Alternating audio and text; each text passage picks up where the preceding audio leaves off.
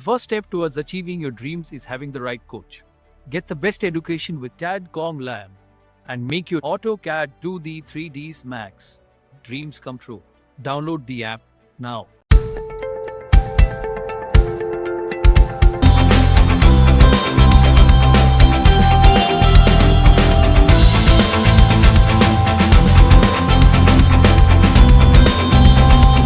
फिर होस्पोस हो जाती है, समझ में नहीं आता। इसीलिए आर्किटेक्चर पार्ट में इसीलिए कॉल आउट्स को यूज़ करा गया है, डिटेल कॉल आउट को यूज़ करा जाता है ताकि आप उनको मार्क करके अलग सेपरेटली शो करा सकें सिस्टमेटिक वे। इसीलिए इनको मार्क करा गया है क्योंकि हम हर एक चीज़ को इसके बारे में, तो मैंने लास्ट टाइम बोला था कि आप लोग इसकी डिटेल्स को मेंशन करेंगे जो आपने ऑब्जेक्ट डिज़ाइन करा है अपना।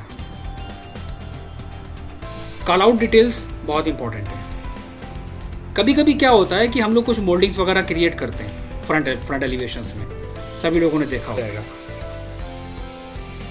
अरे अब तो खैर, तो टाइप्स ऑफ बेड के नेम जब तक आपको उनको कैटेगरी, आपने बहुत सारे बेड के ये डिज़ाइन बहुत इंपॉर्टेंट है हमारी वर्किंग के लिए। हम काम करेंगे इंटीरियर और आर्किटेक्चर वाले पार्ट पे, तो ये एक बेस है। एक बेस का मतलब होता है it's a base for your detailing, for your interior work and for your architecture work. Software पे काम करना एक डिफरेंट चीज़ होती है, इट्स ए डिफरेंट थिंग, और डिटेलिंग को जानना एक अलग चीज़ होती है। दोनों में बहुत डिफरेंट, बहुत ज़्यादा डिफरेंट है।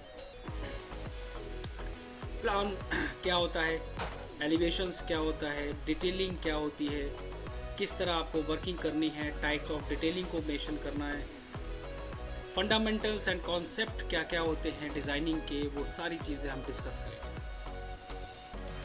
सारी चीज़ें।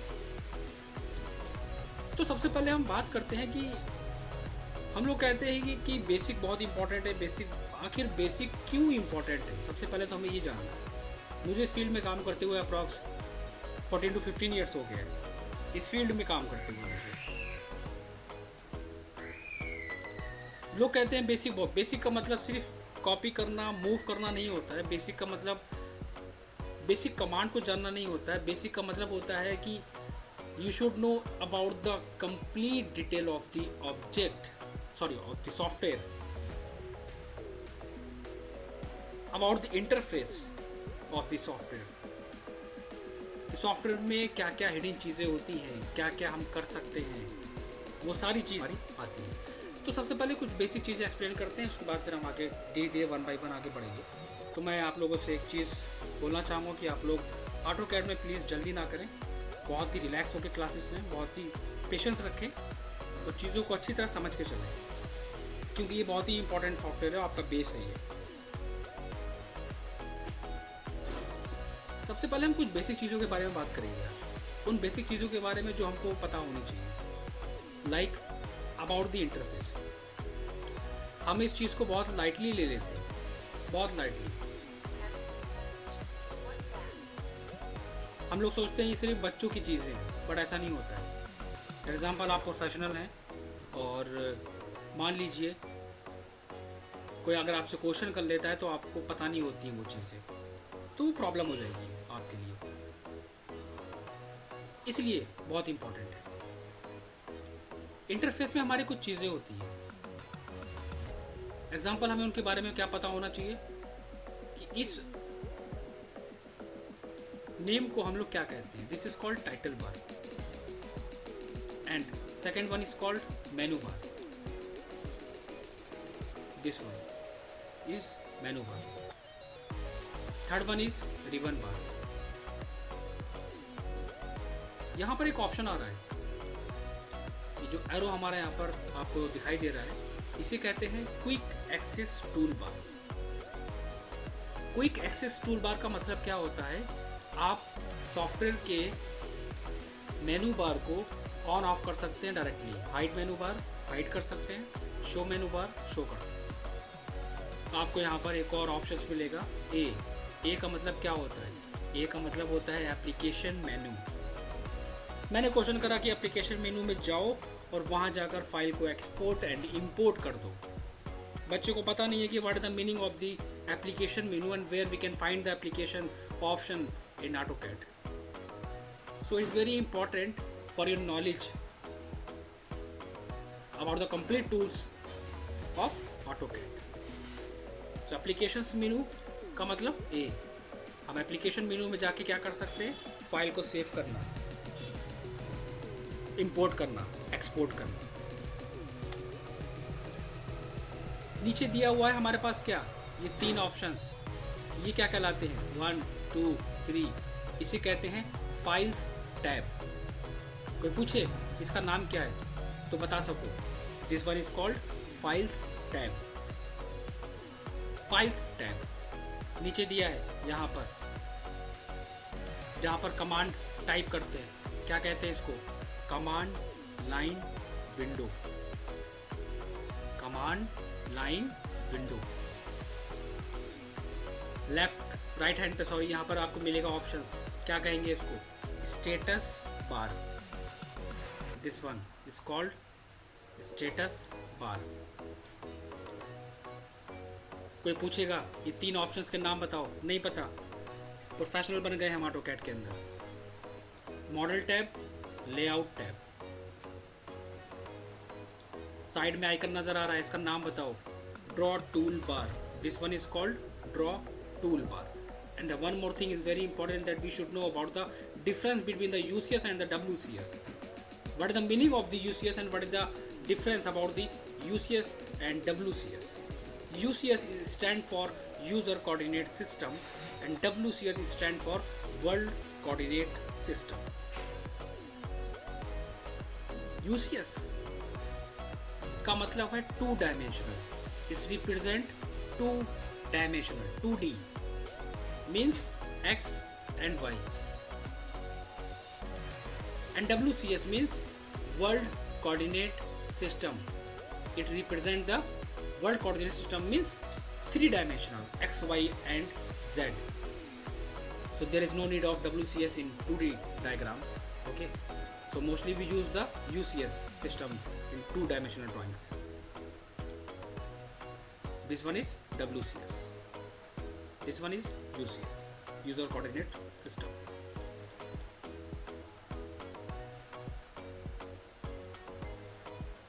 टूल्स को हाइड करना। एग्जाम्पल, हम अपने प्रोजेक्ट पे काम करना स्टार्ट कर रहे हैं, तभी मुझे बार बार किसी भी ऑब्जेक्ट की डिटेलिंग करना पड़ रही है, मुझे उसकी डायमेंशंस को निकालना पड़ रहा है, बार बार हम उसकी डायमेंशंस को निकाल रहे हैं, और मुझे क्या करना हो रहा है कि मैं डायमेंशंस ऑप्शन पे जाके डायमेंशंस को यूज़ कर रहा हूँ। हमें वहाँ पर क्या करना है, हमें वहाँ पर एक एक्स्ट्रा फीचर्स ऑन करना है इंटरफेस में, so that we can use directly from that. कैसे, tools, tool bar, AutoCAD and dimensions. आप यहाँ पर directly tools, tool bar, AutoCAD and dimensions, आप डायमेंशंस पे जाके वहाँ पर उसको ऑन ऑफ दोनों कर सकते हैं। इससे क्या होगा, मेरा वर्क फास्ट होगा, इतना टाइम नहीं है कि हम चीज़ों को बार बार वहाँ जाके यूज़ करें, डायमेंशंस को निकालें, नहीं, फास्ट काम कर सकते हैं। और प्रोफेशनल का मतलब होता है शॉर्ट ट्रिक्स पे काम करना, शॉर्टकट कीज पे, अपने प्रोजेक्ट की टाइम को शॉर्ट करना। This one is very important. ये बेसिक चीज़ें ही हैं जिनके बारे में पता होना चाहिए। अब बात करते हैं क्या कि ये चीज़ तो मुझे समझ में आ गई। जो सबसे इम्पॉर्टेंट चीज़ है हमारे लिए, हमें AutoCAD के इंटरफेस को चेंज करना है किसी भी प्रोजेक्ट पे काम करने के लिए। उसके पीछे रीज़न क्या है? उसके पीछे रीज़न ये है, हम अपनी ड्राइंग्स में डिफरेंट कलर्स को यूज़ करते हैं, शेड्स को यूज़ करते हैं, डिफरेंट लेयर को यूज़ करते हैं, अलग अलग लेयर को यूज़ करते हैं कि हर एक ऑब्जेक्ट को डिफरेंट कलर से रिप्रेजेंट करना। This one is stair and handrail, post, waist slab, text, riser, tread and detailing of the objects. तो आप क्या देख रहे हो यहाँ पर, डिफरेंट कलर। और ये कलर कॉम्बिनेशन हमें परफेक्टली कब नज़र आएगा, जब हम ऑटोकैड के इंटरफेस को सेट करेंगे अपने अकॉर्डिंग। कैसे करेंगे? एक शॉर्टकट कीज होती है जिसे कहते हैं DS एंटर। DS ऑलमोस्ट सभी को पता है, इसका मतलब होता है drafting setting. This one is called drafting setting. आप जब DS एंटर करोगे तो आपको वहाँ पर कुछ इंपॉर्टेंट ऑप्शंस मिलेंगे जिसके बारे में आपको पता होना चाहिए और जो हम अपनी ड्राइंग्स में यूज़ कर सकते हैं। जैसे कि क्या, आपको पता होना चाहिए कि ऑटोकैड के अंदर कितने स्नैप्स होते हैं। कितने स्नैप्स होते हैं? Grid, rectangular, isometric and polar. हम जितना भी काम करते हैं बाय डिफ़ॉल्ट वो किस पे करते हैं? Rectangular snap. आइसोमेट्रिक जो 30 डिग्री एंगल्स पे ड्राइंग्स को क्रिएट करता है। पोलर जो डिफरेंट एंगल्स पे काम करता है। किसी ने पूछा हमारा बाय डिफ़ॉल्ट किस पे काम होता है? आपको पता होना चाहिए रेक्टेंगुलर स्नैप पे हमारा बाय डिफ़ॉल्ट होता है। यहाँ पर है पोलर ट्रैकिंग। पोलर ट्रैकिंग का मतलब क्या होता है? आप प्रोजेक्ट पे काम कर रहे हैं और आपको एक लाइन ड्रॉ करनी होगी किसी स्पेसिफिक एंगल पे, जैसे कि क्या 45। आपको 45 पे एक लाइन ड्रॉ करनी है। आपने 45 दिया, ओके करा और एक लाइन ड्रॉ करी तो वो ऑटोमेटिक 45 डिग्री को ट्रैक कर लेगा। सिर्फ क्या करना है, पोलर ट्रैकिंग के अंदर आपको एंगल को मेंशन करना है, ओके करना है और आप लाइन लेके परफेक्टली ड्रॉ कर सकते हैं। वो हर एक एंगल को ऑटोमेटिक ट्रैक कर लेगा। ये यूज़ होता है पोलर ट्रैकिंग का। ऑब्जेक्ट स्नैप, अगर आपका कोई पॉइंट ट्रैक नहीं हो रहा है तो आप DS के अंदर आइए, ऑब्जेक्ट स्नैप पे आइए और सबको सेलेक्ट ऑल कर दीजिए। सारे पॉइंट चेक कर दीजिए। अगर कोई भी पॉइंट ऑब्जेक्ट का ट्रैक नहीं हो रहा है देन इसी में मुझे एक और फीचर्स मिलता है, डायनामिक इनपुट। डायनामिक इनपुट का मतलब क्या होता है? एग्जांपल लेते हैं। मैंने यहाँ पर सारे बॉक्सेस को चेक कर दिया, सारे बॉक्सेस मैंने चेक कर दिया, ओके करा। जब मैं लाइन कमांड लेके लाइन को ड्रॉ करने की कोशिश करूँगा तो हमारी स्क्रीन पे दो ऑप्शंस आएंगे। पहला क्या आएगा? एंगल जो शो कर रहा है। दूसरा ऑप्शन हमारे पास क्या आएगा? डिस्टेंस। इसका मतलब क्या हुआ? इसका मतलब ये हुआ कि हम किसी भी ऑब्जेक्ट को स्पेसिफिक एंगल और डिस्टेंस पे ड्रॉ कर सकते हैं। मैं एक छोटा सा एग्जांपल लेना चाहता हूँ। मुझे एक लाइन ड्रॉ करनी है 50 की। आपने 50 को टाइप किया 50 टाइप करने के बाद हम टैब की को प्रेस करेंगे। जैसे ही आप टैब को प्रेस करोगे आप स्विच हो जाओगे एंगल वाले ऑप्शन पे। कितना एंगल? मैंने कहा 30 डिग्री। तो मेरे पास 30 डिग्री पे लाइन और 50 की डिस्टेंस पे ड्रॉ।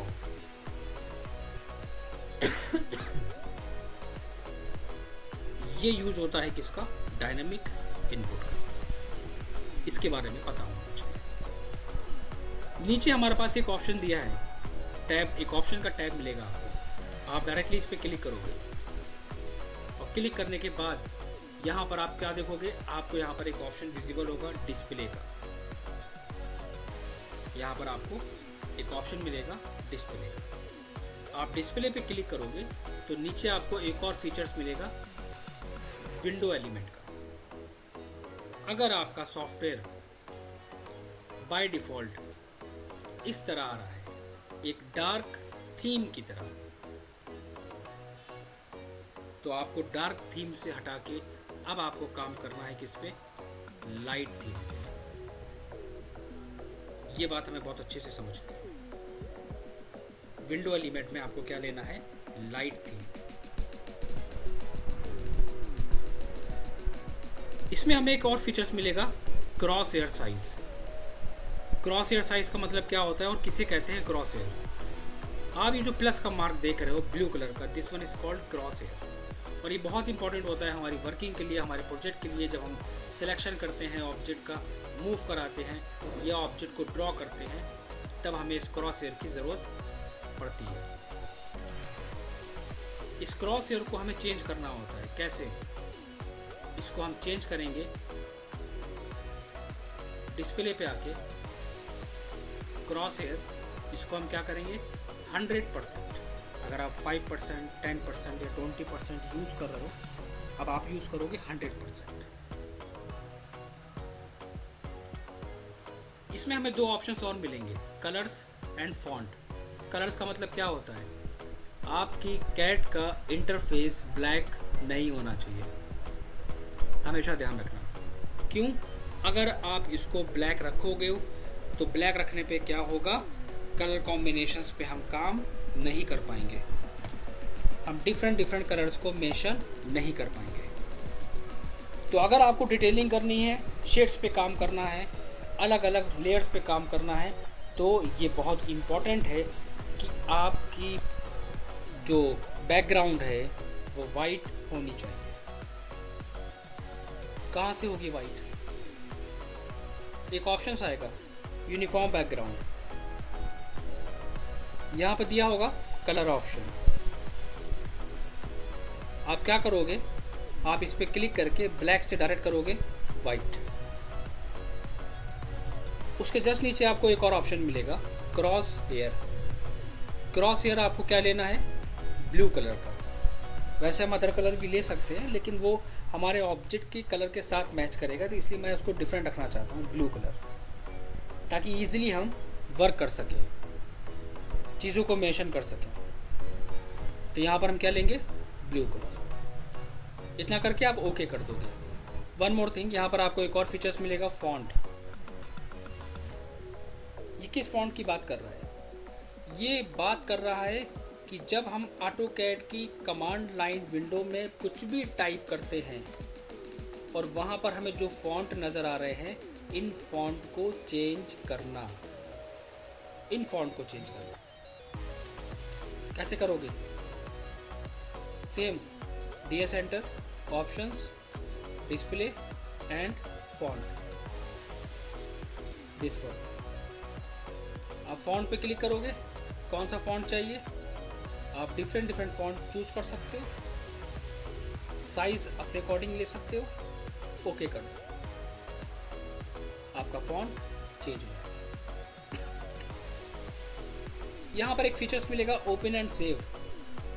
एग्जांपल लो, आपके पास है ऑटोकैड 2024 आपके पास है, मेरे पास है ऑटोकैड लाइक 2020 या 21। अगर आप अपनी फाइल मुझे फॉरवर्ड करोगे वर्क के लिए, तो मैं आपकी फाइल को ओपन नहीं कर सकता। क्यों नहीं कर सकता? ये बहुत ही बेसिक सा कॉन्सेप्ट है, ये हर एक बच्चे को पता होता है, हर एक प्रोफेशनल को पता होता है कि हायर वर्जन की फाइल कभी भी लोअर वर्जन में ओपन नहीं होती। हायर वर्जन की फाइल कभी भी लोअर वर्जन में ओपन नहीं होती, और लोअर वर्जन की फाइल आप किसी भी हायर वर्जन में ओपन कर सकते। तो इस प्रॉब्लम को देखते हुए हमने क्या सोचा, क्या डिसाइड करा कि हम अपने ऑटोकैड की फाइल का फॉर्मेट यहाँ पर सबसे लो लेके चलेंगे। तो मैंने यहाँ पर डिसाइड करा ऑटोकैड 2010 ड्राइंग, ऑटोकैड 2010 10।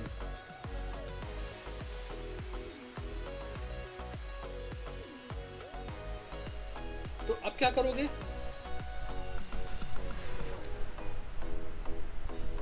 आप उसको सबसे लोअर वर्जन पे रख लोगे। ठीक है, एक तो ये इंपॉर्टेंट चीज़ है, और सबसे ज़्यादा इंपॉर्टेंट यहाँ पर ऑटोमेटिक सेव। ऑटोमेटिक सेव क्या होता है? ऑटोमेटिक सेव का मतलब ये होता है कि अगर इन केस आपकी फाइल बंद हो गई, आपकी फाइल यहाँ पर बंद हो गई और आप क्या कर रहे हो, वर्क कर रहे हो, और आपने फाइल को सेव नहीं करा, तब आप क्या करोगे? तब वहाँ पर आप ये करोगे कि इसको 10 मिनट के टाइम पे सेव कर सकते हो। इंपॉर्टेंट नहीं है, आप 5 मिनट का टाइम भी ले सकते हो, 2 मिनट का टाइम भी ले सकते हो, 10 मिनट का टाइम भी ले सकते हो। इससे क्या होता है कि हमारा जो प्रोजेक्ट है वो सेव रहता है, वो सेफ रहेगा, और बैकअप मिल जाएगा हमें उसका। और सबसे ज़्यादा प्रॉब्लम्स बच्चे को यहीं पर आती है, सबसे ज़्यादा प्रॉब्लम यहीं पे आती है बच्चे को। तो हमेशा वर्क करने से पहले आपको ये सेटिंग्स करनी है। मैं बात कर रहा हूँ आज किस चीज़ की, मैं आज बात कर रहा हूँ टेम्पलेट डिज़ाइन करने की। हमेशा ध्यान रखना, ये जितना प्रोसेस मैं आपको एक्सप्लेन कर रहा हूँ, this process is called template, that how we can design the template for our project. ये पूरा प्रोसेस हमारा टेम्पलेट कहलाता है। सबसे लास्ट में हमें एक और फीचर्स मिलेगा जो कहलाता है सिलेक्शन। सिलेक्शन के अंदर आपको दो ऑप्शंस मिलेंगे, big box and grip size. इसका साइज आपको नॉर्मल लेके चलना है, बहुत नॉर्मल, इसको और इसको बहुत नॉर्मल लेके चलना, ज़्यादा नहीं, ये ध्यान रखना हमेशा। इतना करने के बाद ये सारे चेंजेस मैंने अपने प्रोजेक्ट के लिए करे, ओके करके सेव करा, और सेव करने के बाद हम बाहर आ जाएंगे इन सारे ऑप्शन से। राइट हैंड पे आपको एक ऑप्शन नज़र आएगा यहाँ पर,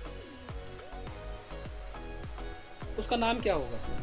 जब आप अपने कर्सर को प्लेस करोगे तो वहाँ पर एक नेम आएगा और उसे कहते हैं work space switching, WS current.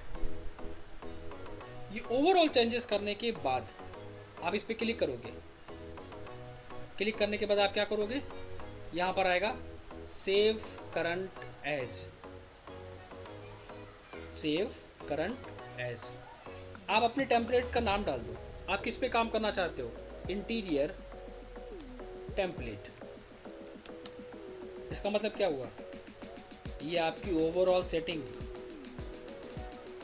ये टेम्पलेट हमेशा के लिए सेव हो गई। अब आप कभी भी अपने प्रोजेक्ट पे इजीली काम कर सकते हो और बार बार आपको ये चेंजेस करने की ज़रूरत नहीं पड़ेगी। वर्क स्पेस स्विचिंग पे क्लिक करोगे और यहाँ पर एक और फीचर हमें नज़र आएगा, work space switching, sorry work space setting. Work space settings की अगर हम बात करें तो यहाँ पर आपको क्या मिलेगा, आपको वही टेम्पलेट मिलेगी जो टेम्पलेट हम लोगों ने अभी क्रिएट करी थी। ये वही टेम्पलेट है। अगर आपको इसमें से कोई भी टेम्पलेट डिलीट करना है तो आप सिलेक्ट करके राइट क्लिक करके इसको डिलीट कर सकते हो, या फिर आप यहाँ पर भी आ सकते हो, कहाँ पर, कस्टमाइज ऑप्शन पे, वर्क स्पेस के जस्ट नीचे कस्टमाइज। कस्टमाइज पे आने के बाद आपको यहाँ पर क्या नज़र आएगा, आपको यहाँ पर नज़र आएगा overall settings of the interface that we can control. हमें कौन सी टेम्पलेट को डिलीट करना है, this one, right click delete, इसको भी डिलीट करना है, राइट क्लिक एंड डिलीट। ये होता है एक बेसिक पार्ट, इसको कहते हैं बेसिक।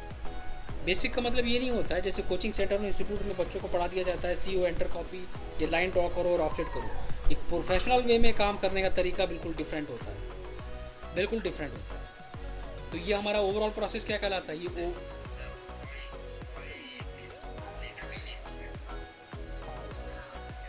फिर से रिपीट करना साकिब, व्हाई दिस वन?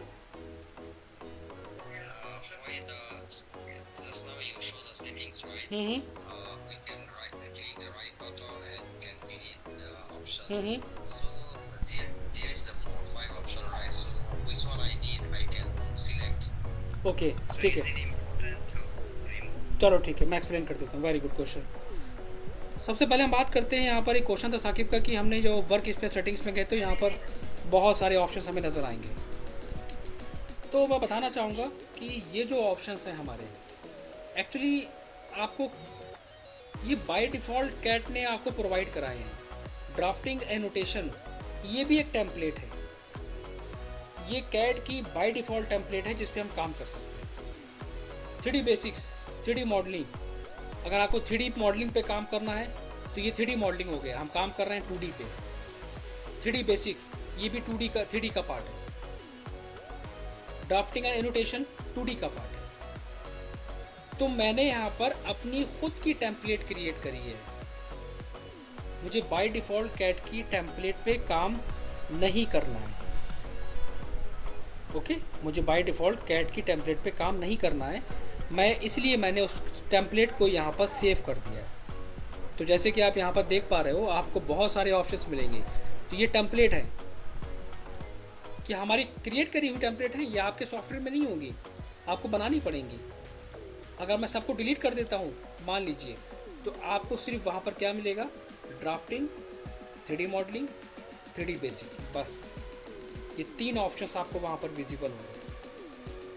और जो आप क्रिएट करोगे, सेल्फ क्रिएट करोगे फॉर योर प्रोजेक्ट, वो टेम्पलेट वहाँ पर शो होगा। Knots clear? ओके, मूव करते हैं हम थोड़ा सा डिफरेंट पार्ट में।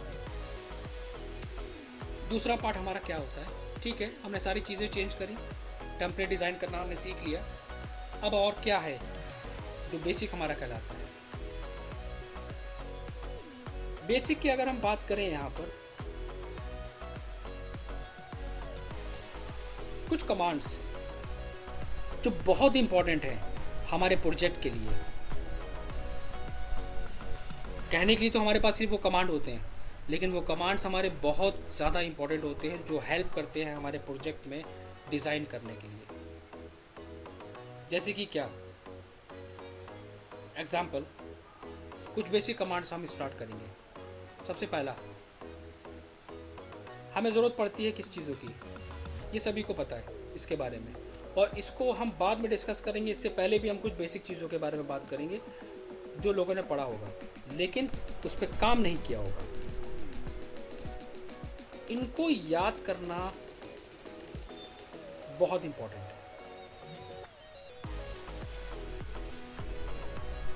तो जो मैं कल रिकॉर्डिंग फॉरवर्ड करूंगा, आप लोग उसी के बेसिस पे अपने नोट्स को क्रिएट करेंगे।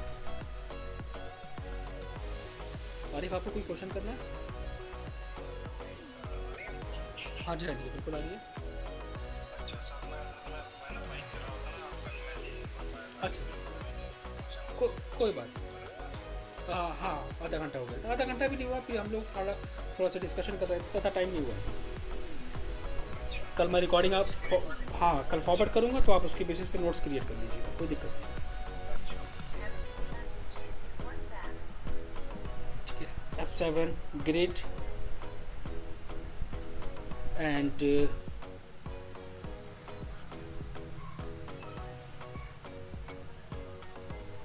Ctrl 0, 9, 8। और एक बहुत इंपॉर्टेंट है, जूम, Z एंटर, AI। ठीक है, सबसे पहले हम डिस्कस करते हैं कि F2 का यूज़ हमारी ड्राइंग्स में क्या होता है। F2 होता है टेक्स्ट विंडो। टेक्स्ट विंडो को हम कहाँ यूज़ करेंगे? मान लीजिए हम अपने प्रोजेक्ट पे काम कर रहे हैं और तभी मुझे याद आया कि मुझे अपने बेडरूम का एक एरिया यहाँ पर चेक करना है, या मुझे अपने बेडरूम का एरिया मेंशन करना है वर्किंग के लिए। तो सिंपल मैंने वहाँ पर एक कमांड देके अपने बेडरूम का एरिया वहाँ पर निकाला। तो मैंने वहाँ पर क्या देखा कि हमारा जो टोटल एरिया आया है बेडरूम का, वो आया है 157.5305 स्क्वायर फीट। ठीक है, एरिया निकालने के बाद फिर मैं आगे काम करता चला गया। मैंने नंबर ऑफ़ कमांड्स बहुत सारे एंटर करे, बहुत सारी वैल्यूज़ दी, अपने प्रोजेक्ट पे काम करता चला गया मैं, कंटिन्यू। तभी लास्ट में मुझे क्या ध्यान आया कि मुझे अपने बेडरूम का एरिया एक टैग यहाँ पर डालना है, मुझे यहाँ पर अपने बेडरूम का एरिया मेंशन करना है। तो क्या मैं दोबारा से अपने उस बेडरूम के एरिया को वहाँ पर कमांड के थ्रू निकालूँ? क्या ये पॉसिबल है कि ऑटोकैड के अंदर उसकी हिस्ट्री को हम लोग रीयूज़ कर सकते हैं? This possible that we can use the re history of the CAD.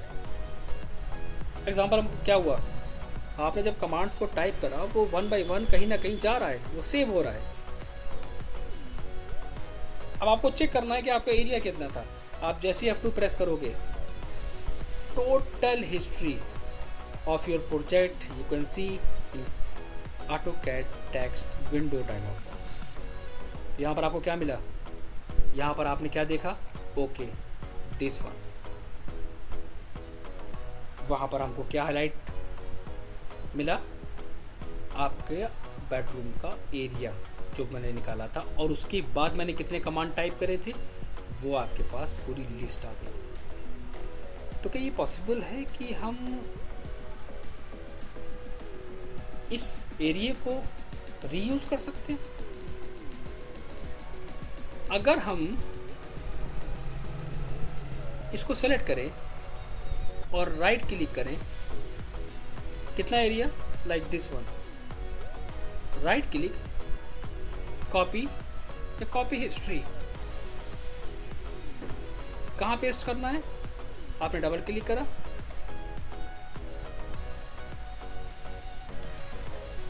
F2 का यूज़ हमारे लिए क्या है? F2 का यूज़ हमारे लिए सिर्फ यही नहीं है कि चेक करना। F2 का यूज़ होता है कि हम अपने प्रोजेक्ट की हिस्ट्री को चेक कर सकते हैं, अपने प्रोजेक्ट की हिस्ट्री को रीयूज़ कर सकते हैं, हम किसी भी कमांड को रीयूज़ कर सकते हैं।